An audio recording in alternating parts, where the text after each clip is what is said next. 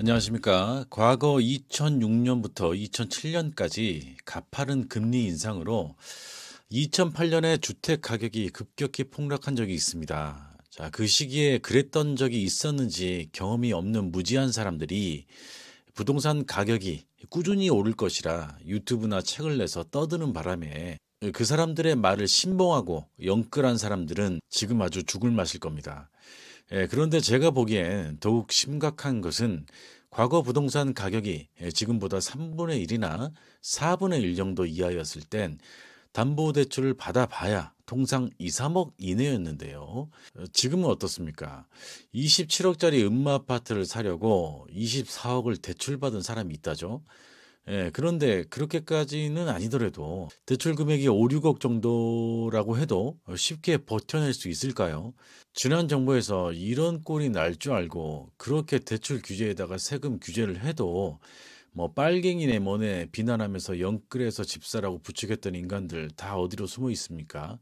저도 부동산 경매 물건을 소개해드리고 있지만 분명 주택을 구입하기에는 신중해야 할 것이라는 말씀을 드리면서 만약 지금 같은 패닉 상태가 저렴하게 주택을 구입할 수 있는 적기다라 생각하시는 분들에게는 부동산 경매를 통해 취득하셔야 추가 하락이 있더라도 상대적으로 안전할 것이란 판단에 영상을 만드는 것이므로 도움이 되시길 바라면서요. 참고로 요즘 경기도 지역의 낙찰가율을 보면 감정가 대비 60% 초중반대까지 나오는 것을 보니 감정가 대비 70%대의 공격적인 입찰가는 좀 자제하시는 게 어떨까 싶습니다. 자, 오늘 소개해드릴 물건은요, 총 9개 동 611세대 서울 성북구 장위동 소재의 아파트입니다. 자, 매각 예정 법원은 서울 북부지방법원입니다. 사건 번호는 2021 타경 106,715, 106,715입니다. 자, 매각 기일은 2023년 1월 11일 오전 10시입니다. 자, 소재지는요, 서울특별시 성북구 장위동 꿈의 숲 대명 루첸 아파트입니다. 108동 1405호입니다. 분권은 총 20층 중에서 14층에 해당합니다. 대장상 용도는 아파트이고요. 대지권은 12.87평, 전용 면적은 25.66평입니다. 감정가를 보면은요, 감정가는 10억 3천만 원입니다. 현재 최저가는 두 번 유찰돼서 64%인 6억 5,920만 원입니다. 감정가 대비 64% 6억 5,920만 원. 입찰 보증금은 최저가의 20%로 1억 3,184만 원이라고 적혀 있는데요. 본 물건이 재매각 사건이기 때문에 그렇게 표시가 된 것 같은데 매각 물건 명세서를 살펴보면 입찰 보증금을 최저가의 20%를 준비하라고 하는 공시가 없기 때문에 본 물건에 입찰하실 분은 반드시 경매 8개 이쪽으로 전화를 해서 담당 8개 계장님을 통해서 입찰 보증금의 규모를 확인하시고 준비하시면 좋겠습니다. 자, 본 물건의 기일 현황을 보면은요, 최초 2022년 7월 20일 날 10억 3천만 원에 감정돼서 매각이 진행됐었으나 유찰이 됩니다. 그로부터 약 한 달 후에 20%가 저감된 8억 2,400만 원에 매각이 진행됐었을 때 최고가 매수 신고인이 나옵니다. 그 최고가 매수 신고인은 유한회사 자산관리라고 하는 대부업체인 것 같은데요. 단독으로 응찰했습니다. 그때 낙찰 금액은 9억 4,300만 원입니다. 9억 4,300만 원. 최저가에서 약 1억 2천만 원을 더 쓰고 최고가 매수 신고인이 됩니다. 다른 보통 비전문가들도 해당 시점에 슬슬 분위기가 심상치 않아서 입찰들을 하지 않았었는데 자산관리회사라고 하는 곳에서 심지어 최저가에서 1억 2천만 원 정도를 더 쓰고 입찰해서 낙찰을 받는다? 결과는 미납입니다. 이때 입찰 보증금은 최저가의 10%였을 테니까 8,240만 원 정도를 가볍게 몰수당합니다. 코미디도 이런 코미디가 없어요.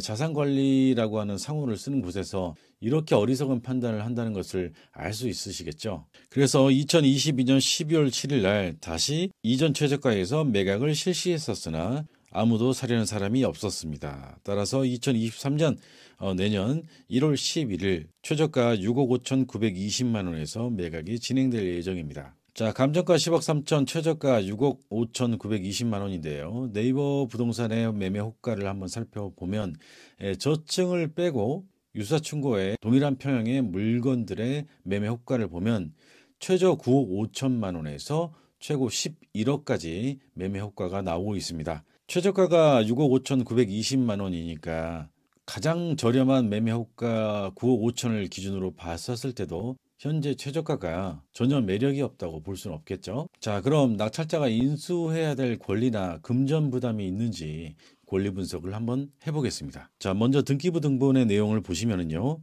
예, 근저당, 질권, 근저당, 가압류, 임의경매, 가압류 엄청 많죠. 등기 내용이.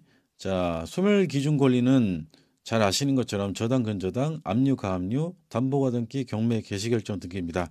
예, 본 등기 중에서 가장 선순위로 등기되어 있는 것이 2020년 9월 15일자 근저당권입니다. 따라서 이 근저당이 소멸 기준이 되는 것이고요. 이 근저당 후순위의 등기들을 쭉 봤을 때 낙찰자가 인수할 수 있는 권리는 아무것도 보이지 않습니다. 자, 그래서 낙찰자가 잔금을 납부하면 전체 등기가 말소가 되겠습니다. 자, 그런 다음에 임대차 권리 분석을 해보면은요. 장모 씨하고 조모 씨가 각각 2021년 8월 4일 날 동일한 날짜에 임대차 계약을 했답니다. 방 하나씩을 총 방 3개, 화장실 2개짜리 전용 면적 25평짜리를 방 3개 중에서 하나는 누가 쓰고 있나요? 각각 하나를 1억 5천만 원씩 임대차 계약을 했답니다, 여러분. 근데 이분들이 임대차 계약을 해서 전입신고를 한 때를 보면은요, 2021년 8월 4일인데 이미 이 정도의 채무액이 잔뜩 등기부에 등기가 되어 있는데 방 하나씩을 임대차 계약을 1억 5천씩 한다? 상식적으로 말이 됩니까? 더욱이 임의경매 개시결정이 2021년 8월 20일인데요. 이 경매 개시결정이 있기 약 16일 정도 전쯤에 이렇게 거금 1억 5천씩을 방 하나를 사용하기 위해서 임대차 계약을 했답니다. 정말 그랬다면 후순위 임차인으로서 정말 억울하게 각각 1억 5천씩 가뿐하게 날리게 될 판인데요. 그런데 혹시 이 사람들 소액 임차인으로서 최우선 변제를 노린 거 아닙니까? 서울시 소재 주택은 경매 시에 임차 보증금이 1억 5천만 원 이하 시에 최고 5천만 원씩 최우선 변제를 받을 수 있다는 달달한 상상을 한 게 아닌가 싶습니다. 경우에 따라서 이런 경우 만약에 이게 거짓이라면 즉 최우선 배당을 받기 위해서 혹시 거짓으로 임대차 계약했다라고 하고 배당 신청까지 했다면 형사적 책임을 질 수도 있습니다. 그리고 아쉽게도 소액 임차인의 최우선 배당을 받을 수 있는 기준 시점은 대법원 판례 2001 다 84,824 판결을 참고해 보면은요. 최초 저당권이 등기된 시점을 기준일로 하기 때문에 이 물건의 최초 저당권이 등기된 2020년 9월 15일을 기준으로 보면은 임차 보증금이 1억 1천만 원 이하 시 최고 3,700만 원을 최우선 변제를 받을 수 있습니다. 거기에도 부합하지 않아요. 이분들이 착각한 것 같습니다. 1억 5천만 원 이하에 있을 때 5천만 원씩 최우선 변제를 받을 수 있을 것으로 기대하고 이런 식으로 임대차 계약을 한 게 아닌가 싶어요. 부디 아니길 바랍니다만 만약에 경매를 앞두고 5천만 원씩 최우선 변제를 받기 위해서 이렇게 거짓으로 임대차 계약을 만약에 했다면 이해관계인 중 한 명이라도 성격 고약한 사람 만나면 이거 고발 대상입니다. 형사적으로 책임을 질 수도 있는 행위를 하신 겁니다. 부디 아니길 바라고요. 어쨌든 제가 예상하는 낙찰가로 볼 때는 또 다른 채권들의 규모로 보아 안타깝게도 이분들은 거의 받을 돈이 없어 보입니다. 따라서 추가로 우리 낙찰자가 떠안을 부담은 없어 보입니다. 관심 있으신 분은 좋은 금액에 매수에 성공하시기 바랍니다. 감사합니다.